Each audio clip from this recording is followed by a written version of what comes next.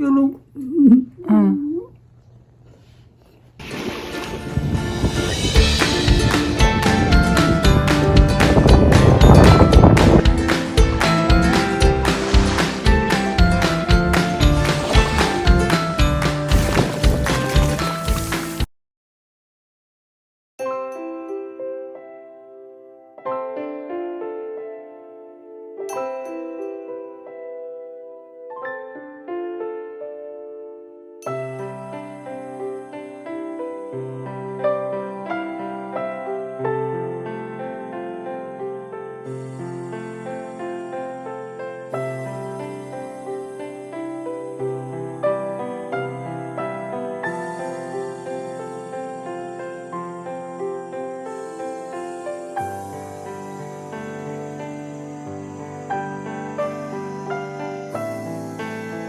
じゃあキャップをして。